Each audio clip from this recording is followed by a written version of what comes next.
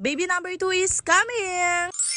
So yun na nga mga Mars, kakagising ko nga lang, ito talaga agad yung hinanap ko, yung PT na binili nga namin kagabi. Dahil sobrang dami ko nang nararamdaman, kaya naman kailangan kong i-check. So sabi nga sa instruction, kailangan 5 minutes ang waiting mo para malaman mo kung positive or negative. And as you can see mga Mars, negative siya. So wala pa tayong baby number 2. Kaya naman ito nga mga Mars, magluluto na lang ako ng aming ulam para sa pananghalian. So hotdog nga lang kami today dahil ito lang talaga yung mabilis ngang maluto at medyo tinanghali tayo dito ng gising. At isa pa, medyo nawalan din talaga ako ng gana mga Mars kasi nga, alam nyo yun, walang baby number 2. Dahil aminin ko sa inyo mga Mars, kahit papano gusto ko rin talaga ng baby number 2. Pero yun na nga mga Mars, siguro sabi ni Lord, wag na muna at marami ka talagang inaasikaso.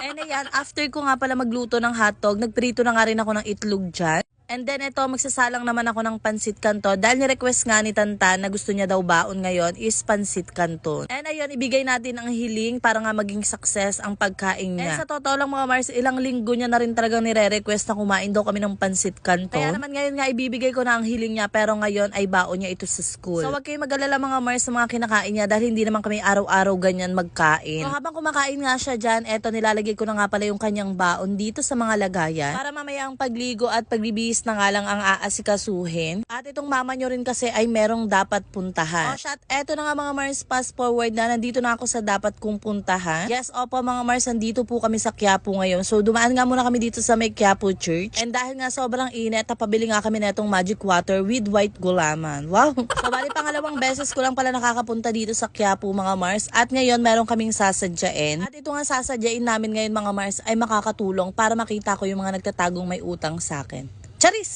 And ayan mga Mars, bali nandito na nga kami. As you can see, sobrang daming mga salamin dito. And yes po, opo mga Mars, tayo nga ay magpapasalamin na dahil hindi kinakaya ng contact lens. Dahil bukod nga sa napaka-antukin ko, alam nyo naman ako rin yung nagluluto minsan sa bahay. So hindi naman pwede naka-contact lens ako kapag nagluluto kasi baka malusaw. So kaya naman nakapag-decide na ako na makapag-eyeglasses na din. Tapos ayan mga Mars, after ko pala makapagpasalamin, eto na yung hindi ko pwedeng matikman ngayon. So nung unang punta namin dito, hindi kami nakapagbili neto. Gawa nga na sobrang daming tao. And ayun, hindi nga natin nakita dito si Maanong ulam.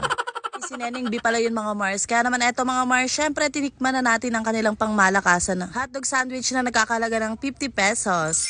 Tapos ito pa nga yung isa sa binalikan namin na nadaanan nga namin kanina, ang baga ng mama mo. So ito nga palang hawak ni Jowa ay tag 50 pesos. Para sa akin naman mga Mars, goods na goods ang lasa. Parang siya yung nabibili na tag 6 pesos. Bopis ba yung tawag doon? Basta ganun yung lasa niya. So sabi ko nga kay Jowa, magnegosyo na kami ng ganyan kasi wala naman nagtitinda niyan dito sa amin. Charis!